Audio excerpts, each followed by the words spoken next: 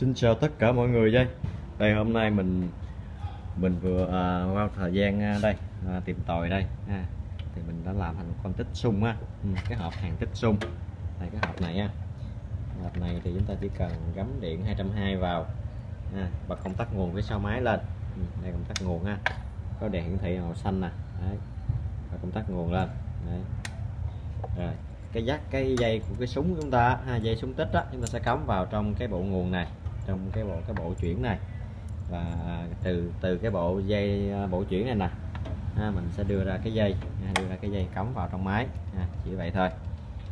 Đấy, chúng ta cái nút điều chỉnh điều chỉnh được cái sự hàng nhanh hay hàng chậm đây. Cái xung chúng ta nó sẽ chớp nhanh hay chớp chậm. Đây, chúng ta gắn vào để thử ha. Chúng ta hàng độ mỏng hàng độ mỏng thì chúng ta chỉnh cái nút này thấp lại, hàng độ dày chỉnh này cao lên ha. Cái hộp này thì có tác dụng là nó sẽ nhịp xung nó sẽ nhịp nhanh chậm thì nó tạo ra cái tượng hàng xung rất là đẹp mà nó không có gia nhiệt. Mở nguồn lên ha, cấp khí argon vào. Trước khi hàng chúng ta phải mài kim cho nhọn ha. Đầu tiên là mình sẽ thử với cái mức tần số là chỉnh đây là thấp, và dòng này thấp luôn ha, dòng này khoảng 20 A. Mình sẽ quan sát mỏ hàng ha. Đây là miếng inox dày 6 gem của mình. Đây, lúc nay mình thử những cái đường này nè, thấy chưa? Đây là những cái con đinh bắn bằng con máy xịt tút đây là đinh bù lon bù lon 6 ly bắn bằng xịt tút. Bắn bên đây mà là hàng bù lon bên đây nó không có cháy chiếm gì hết đó ha. Đây, mình thử đây, hàng xung đây ha. Đây sẽ hàng đường ở đây ha.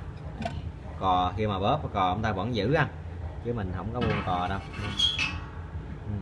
Kim đây, vẫn giữ cò đây, nó tự nhịp ha. Đấy ha, này mình chưa có mở khí,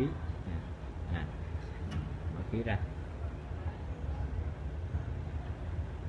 Rồi chúng ta sẽ hàng đây, dòng thấp quá thì nó không ăn được vào inox, nó chỉnh dòng lên ta cao một tí. Đây, chỉnh điện cao lên tí, chỉnh hàng đây nha. Cái miếng này của mình ở dưới này nó đã bị dưới này nó mình chưa có tháo ra nên nó chưa có ăn được inox để đây đi.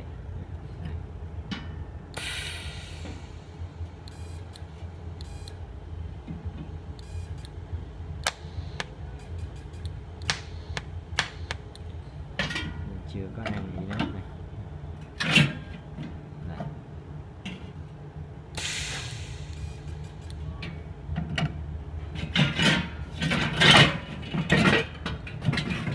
Thì nó còn thì nó chưa có ăn.